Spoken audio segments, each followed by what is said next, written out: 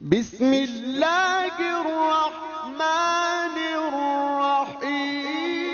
تمام سننے اور دیکھنے والوں کو السلام علیکم۔ دوستو، آپ نے قارون اور اس کے خزانے کے بارے میں بہت سی باتیں سنی ہوں گی، اس لیے آج ہم آپ کو بتائیں گے قارون کی دولت اور اس کا انجام۔ قارون، جس کا ذکر اللہ تعالیٰ نے قرآن مجید سمیت توریت اور انجیل میں بھی کیا ہے، یہ بنی اسرائیل میں سے تھا اور روایات کے مطابق سیدنا موسیٰ علیہ السلام کا چچا زاد بھائی تھا، اور بظاہر اس نے آپ کا دین قبول بھی کر لیا تھا، نمازیں بھی پڑھتا تھا، توریت کی تلاوت بھی کرتا تھا۔ قارون بہت خوش آواز تھا، توریت بڑی خوش الحانی سے پڑھتا تھا، اس لیے لوگ اسے منور بھی کہتے تھے، لیکن یہ ریاکار اور کمزور عقیدہ انسان تھا، مکمل ایمان نہیں رکھتا تھا۔ اللہ رب العزت نے اسے اتنے مال و دولت سے نوازا تھا کہ اس کے خزانے کی چابیاں اٹھانے کے لیے طاقتور جوانوں کی ایک جماعت مقرر تھی، لیکن یہ اپنے رب کا شکریہ ادا کرنے کی بجائے دولت و ثروت کے نشے میں چور ہو کر تکبر کرتا تھا اور بہت ہی لالچی قسم کا انسان تھا۔ اپنی پوری دولت عیش و عشرت میں خرچ کرتا تھا۔ اس نے ایک بہت ہی عمدہ قسم کا محل بھی بنایا تھا، کہا جاتا ہے کہ اس محل کے 1000 کمرے تھے، اور کہیں یہ بھی ذکر آتا ہے کہ اس محل کے 365 کمرے تھے، اور ہر کمرے میں ایک بالکنی تھی جس سے سورج سال میں صرف ایک ہی دفعہ داخل ہو سکتا تھا۔ قارون جب ایک دن نہایت قیمتی لباس پہن کر بہترین سجی ہوئی سواری پر اپنے آگے پیچھے غلاموں کی فوج لے کر اتراتا ہوا اپنے محل سے نکلا، اس وقت حضرت موسیٰ علیہ السلام خطبہ دے رہے تھے۔ بنی اسرائیل کا مجمع لگا ہوا تھا، سب کی نگاہیں اس کی دھوم دھام پر لگ گئی۔ اس کی ٹھاٹ پاٹ دیکھ کر لوگ رش کرنے لگے اور کہنے لگے کاش ہمارے پاس بھی اتنا مال ہوتا، یہ تو بڑا ہی خوش نصیب اور بڑی قسمت والا ہے۔ اس کا یہ انداز حضرت موسیٰ علیہ السلام کو بالکل پسند نہ آیا، اور حضرت موسیٰ علیہ السلام نے اس سے کہا کہ دوسروں کی طرح اپنے مال کی زکوٰۃ دیا کرو، اللہ نے تمہیں جو دولت دی ہے اس سے اپنی آخرت خریدو، غریبوں اور مسکینوں کو ان کا حق دو اور لوگوں کے ساتھ بھلائی کرو، اپنی دولت پر غرور نہ کرو اور فساد پھیلانے کا سبب نہ بنو، ایسے لوگ اللہ کو پسند نہیں ہیں۔ اس بات سے قارون بہت ناراض ہوا، لیکن وقتی طور پر زکوٰۃ کے لیے مان گیا۔ بعد میں گھر جا کر اپنے وعدے سے منکر گیا اور کہنے لگا میں اپنی دولت دوسروں کو کیوں دوں؟ تمہیں لگتا ہے کہ یہ دولت مجھے اللہ نے دی ہے؟ یہ تو میں نے اپنے علم، صلاحیت اور ذہانت سے کمائی ہے۔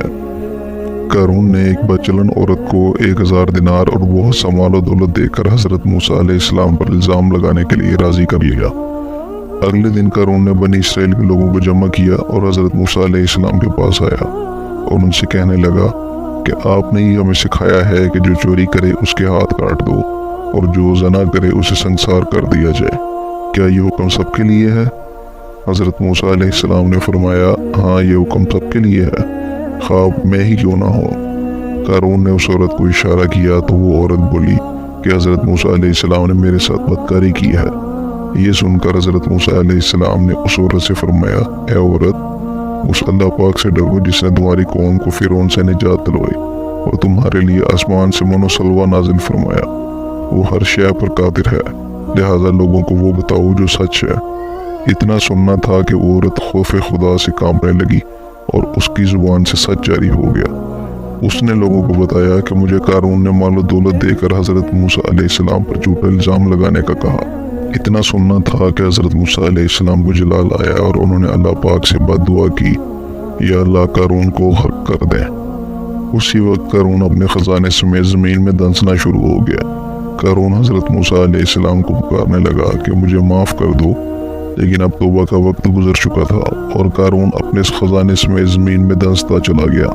اس کے بعد زمین جیسی تھی ویسی ہی ہو گئی۔ یہ دیکھ کر جو لوگ کل تک قارون اور اس کی دولت پر رشک کر رہے تھے وہ شکر کرنے لگے کہ اللہ کا احسان ہے کہ اللہ نے ہمیں اتنی دولت نہیں دی، اگر اللہ کا احسان نہ ہوتا تو ہم پر بھی عذاب آتا۔ اللہ کا انکار کرنے والے کبھی بھی کامیاب نہیں ہوتے۔ محترم ناظرین، اگر ہم اپنے معاشرے پر نظر دوڑائیں تو ہمارے ارد گرد بھی بے شمار قارون موجود ہیں جو کہ اپنی دولت اور غرور و تکبر کے نشے میں مست ہیں، جو کہ غریبوں کا خون چوستے ہیں اور مسکینوں کا حق مارتے ہیں۔ لیکن دوستو، ایک دن ان ظالموں کی پکڑ ضرور ہوگی، کیونکہ اللہ پاک کی لاٹھی بے آواز ہے، اور جس دن اللہ پاک نے ان کی پکڑ کر لی سب کچھ ظاہر ہو جائے گا۔ اور ان کے نام دنیا ہستی سے مٹ جائیں گے انشاءاللہ۔ اللہ پاک ہم سب کو سمجھنے اور نیک اعمال کرنے کی توفیق عطا فرمائے، آمین ثم آمین۔ Thank you for watching this video. Please like, share and subscribe our channel Urdu Joy.